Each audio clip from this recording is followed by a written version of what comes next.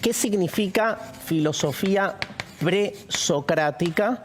Obviamente estamos tentadísimos a caracterizar a la filosofía presocrática como la de todos aquellos pensadores que vivieron antes de Sócrates. Es cierto, algunos coinciden con la vida de Sócrates, pero hay desde el inicio de la filosofía, con ese primer pensador que presentamos la clase pasada, que fue Tales de Mileto, que vive más o menos 2 siglos antes de la vida de Sócrates. De ahí en adelante, durante casi 200 años, más de 90 pensadores confluyen en esta sistematización conocida con este nombre, los presocráticos. ¿Cuál es la característica de la filosofía presocrática? Es la primera forma de hacer filosofía. Son todos medios filósofos, medios científicos y medios todavía donde hay una persistencia del mito, ¿sí? Se mezcla un poco todo. Recién desde Sócrates en adelante la filosofía va a tener ya como una identidad más argumentativa, más racional, más de querer despegarse del mito. Acá todavía está todo medio mezclado, pero bueno, Tales fue el primero, ¿sí? Como dijimos la clase pasada, y a partir de ahí vemos un listado de filósofos que vamos a ver rápidamente hoy. ¿Cuáles son las características de este periodo de la filosofía presocrática? Hay una que me interesa remarcar, porque con Sócrates va a cambiar, que es una búsqueda básicamente cosmológica. Amé esta palabra, cosmología. Cosmología viene de cosmos. Cosmos es una palabra que en griego, ¿saben qué significa? No significa universo, como uno cree, significa orden. Orden universal. Por eso le decimos al universo cosmos, porque para los antiguos griegos no hay nada más ordenado que el universo en su totalidad. Piensen que la palabra cosmos de acá deriva, por ejemplo, nuestro cosmético. ¿Qué es cosmético? Poner orden en la cara que la tenés destruida, ¿no? O sea, hay algo de la puesta en orden, y de ahí cosmos significa orden universal. Cosmología, ¿sí? Aparece otro término griego que es logos, que significa estudio, discurso, palabra, racionalidad. O sea, tratar de entender ese orden universal. Entender ese orden universal es de algún modo generar una economía del conocimiento. O sea, ¿cuándo entendés algo? Cuanto más ordenado esté ese conocimiento. Y lo que plantea Tales, y por eso es el primer filósofo, vimos la clase pasada, es una pregunta fundamental. O sea, una pregunta por los fundamentos. No es gratuito el uso de fundamental. Una pregunta por los fundamentos. ¿Qué era lo que se preguntó Tales? ¿Se acuerdan? La pregunta era, ¿cuál es el principio? ¿Cuál es el principio de todas las cosas? ¿Cuál es el principio de todas las cosas? En griego, principio de todas las cosas u origen de todas las cosas se dice argé. Este CH, que en castellano puede ser la Q, ¿sí? Se pronuncia fonéticamente como una J, argé. Piensen que de acá, que significa principio, viene, por ejemplo, argé, o sea, anarquía.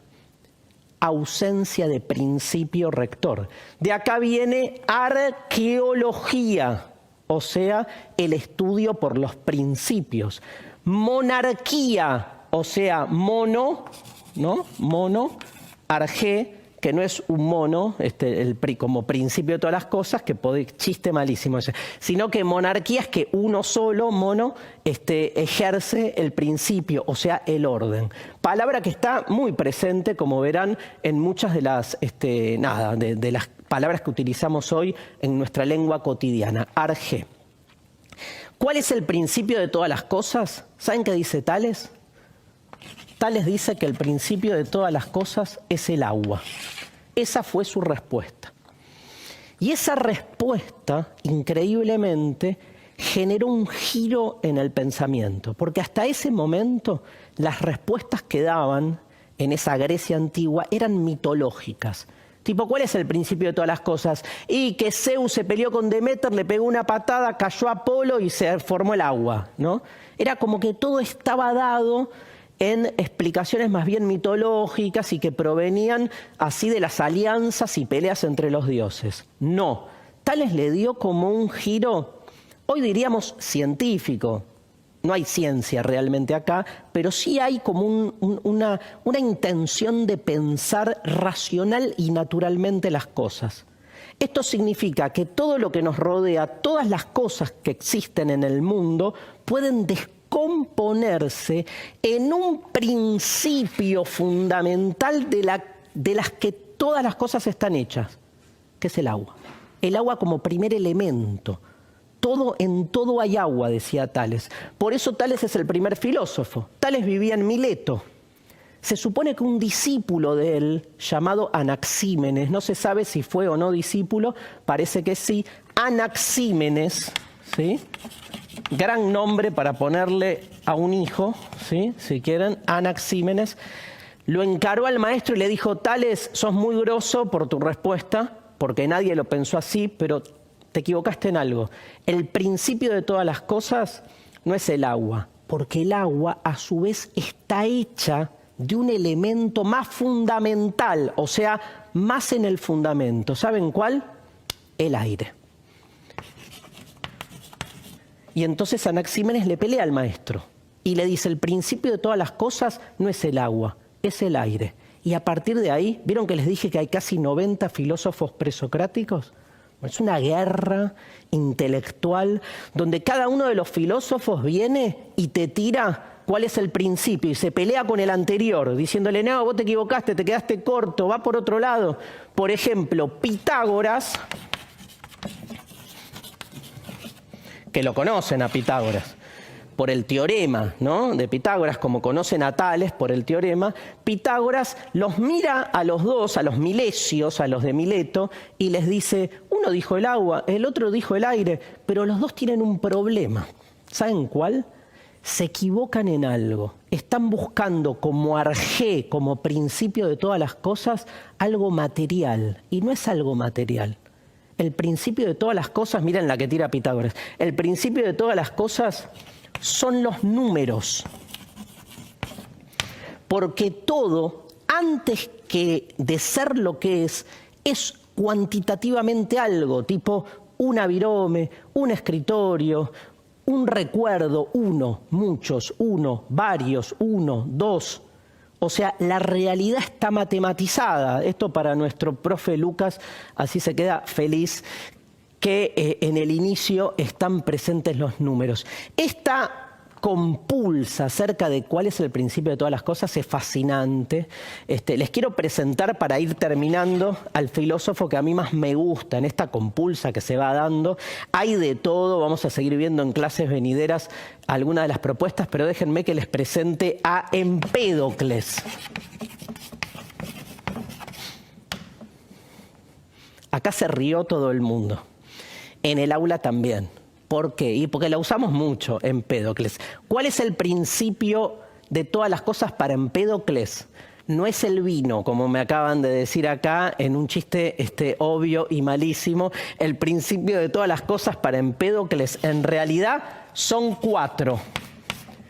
Agua, aire, tierra y fuego. Empédocles es quien nos presenta la teoría de los 4 elementos, que después va a tomar Aristóteles. La teoría de los 4 elementos dice que no es uno el elemento constitutivo de todo, sino 4 que se combinan entre sí. Y de acuerdo a la combinación dan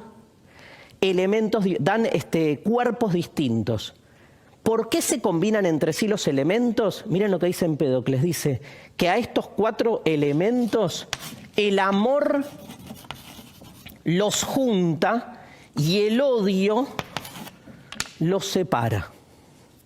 Flipó un poquito, ¿no? Con esto, porque aparte metió el amor y el odio ahí por la ventana, pero está buenísimo. Es como si yo les dijera: el borrador tiene agua, tierra, aire y fuego. Ustedes me dirán: ¿dónde está el aire, el fuego? Bueno, es como un símil teoría atómica, ¿no? El hecho de que haya tantas moléculas, diríamos hoy, de tierra o de fuego, hace que esto sea un borrador. Si yo le quitara al borrador, ponele que el borrador tuviera, no sé, de agua un 20, de aire un 10, de tierra un 60 y de fuego un 10, da 100, y esto hace un borrador. Si yo le quitara 10 al fuego y le pusiera 9 y le sumara al agua, no daría un borrador menos fogoso, digamos. Lo que haría es cambiar, sería, por ejemplo, no sé, una vaca. O sea, cambiaría la entidad. Es la combinación cuantitativa entre los elementos lo que termina generando los distintos cuerpos. Genial. Interesantísimo cómo los antiguos griegos van presentando el origen de todas las cosas. Prometo en clases venideras ver cómo evoluciona este pensamiento hasta Sócrates, que es uno de los que genera un primer cambio en la filosofía. ¿Les gustó?